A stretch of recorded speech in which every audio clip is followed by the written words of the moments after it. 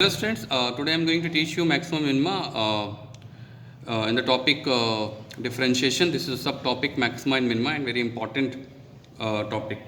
Suppose I am just considering this graph and you can see that here the graph is taking maximum value. Okay, okay, I am just taking this thing as well as right.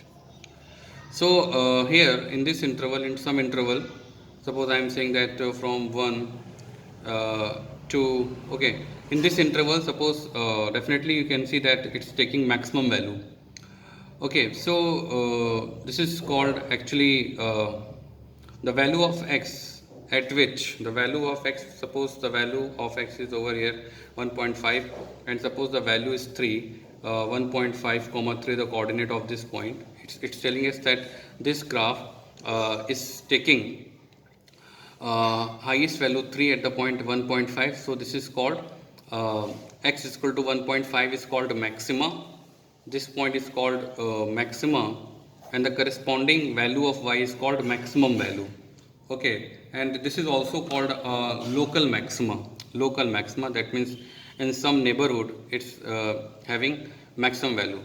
And you can see that if you consider, suppose this is 3 and this is 4 and this is 5. If you see that in the interval from 0 to 5, you can see that that at this point maybe this point is 4.2 and suppose the value of y is coming suppose 4. So this is the highest value in total in whole interval. Okay, so I will say that this is absolute maximum, the maximum value, and this is called absolute maxima. Suppose this point is 4.2, this will be called absolute maxima, right? Or sometimes we say that global maxima, that means. So this is local maxima and this is global maxima. Okay, now we will talk about this thing only, local maxima, and whenever we are saying that maxima or minima, I will talk about this thing. Okay, local maxima or local minima.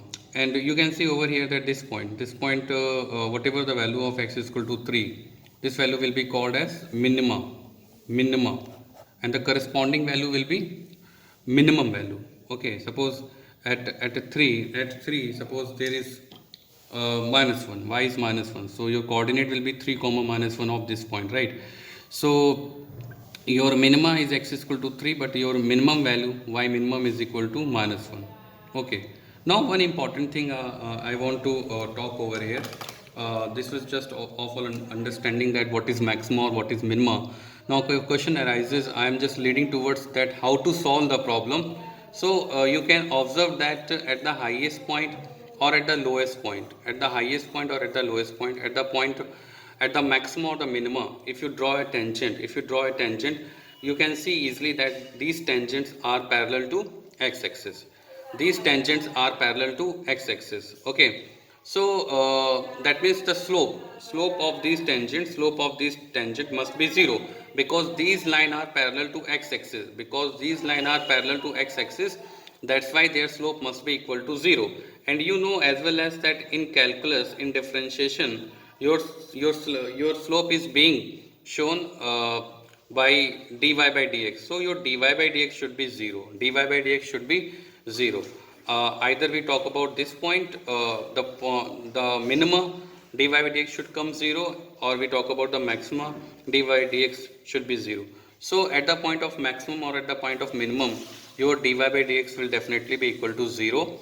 And these points actually where maxima occurs or where minima occurs, these point also called stationary point as well as stationary point. Okay, sometimes stationary point, and sometimes it is called critical points, right? So stationary point and critical points. So this the condition for finding the stationary point and the critical points, whatever, your dy by dx must be equal to 0. So now it is clear from the graph.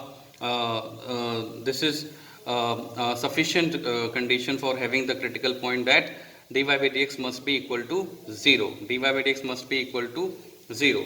Suppose I am talking about one example. Suppose I am taking y is equal to x square minus 5x plus 6. Now my question is that find the stationary point, and you will see that in your textbook or whatever question are there, they will ask about that. Find stationary point. Find stationary point. Find a stationary point. You have to find a stationary point. For that, first of all, for identify the stationary point, you have to differentiate it. You have to find dy by dx, and your differentiation d by dx of x square minus 5x plus 6, which is going to be d by dx of x square is 2x, d by dx of minus 5x minus 5, d by dx of 6 is 0. So your dy by dx is coming 2x minus 5. So for critical point or for stationary point, what is the logic that your dy by dx should be 0? Your dy by dx must be equal to 0, and when dy by dx is equal to 0, you can find that your stationary point is 5 by 2. That means your stationary point is 2.5. So your stationary point is 2.5. Okay, stationary point is 2.5. Right. Now I just want to show you the diagram of y is equal to x square minus 5x plus 6. The figure of this graph would be like that. You can see that at x is equal to 0, y is equal to 6, and your factor will come x is equal to 2 and x is equal to 3 are the solution, because when you are putting x is equal to 2, y will be 0, and you are putting x is equal to 3, this will be 0, and they are called zeros, they are called solution, they are called roots as well as.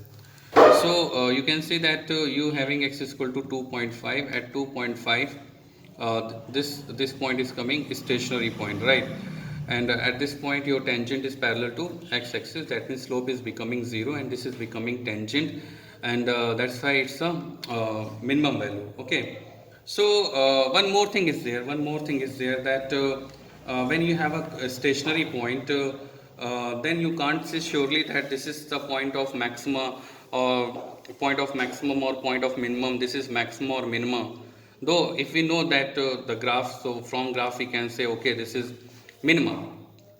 But when I got dy by dx, and dy by dx was 2x minus 5, and when I got 2x minus 5 is equal to 0, by making dy by dx is equal to 0, my x is equal to 5 by 2, right? So when I am getting x is equal to 5 by 2, then it's clear that x is equal to 5 by 2, point of maximum or point of minimum will occur. But you are not sure about that, whether exactly maxima is occurring or minima is occurring. Okay, for that there is another method. You have to find double derivative d2y by dx2. d2y by dx2 means d by dx of dy by dx, right? d2y by 2 dx2 means that d by dx of dy by dx, or d2y by dx2 we can write sometimes dy by dx is represented as f dash x as well as, okay, and it is also represented as y1 as well as. y1 means also differentiation of y. Okay, so sometimes y dash as well as. So many symbols are there for representing the dy by dx. Okay, when I am saying d2y by dx2, so f double dash x or whatever. So here the first step that you have to find dy by dx, then you have to make dy by dx is equal to 0 for getting the stationary point. Okay, now the second step for identify that whether exactly this point is maximum or minimum. So yeah, you need to differentiate it again, and when I am differentiating it, that means d by dx, and what is my dy by dx? My dy by dx is 2x minus 5, 2x minus 5, and when you differentiating it, you will see that your answer will come 2, because differentiation of 2x is 2 and differentiation of minus 5 is 0, so your answer will be 2, and 2 is positive number. So here I am telling you the condition that when maxima will occur and when minima will occur.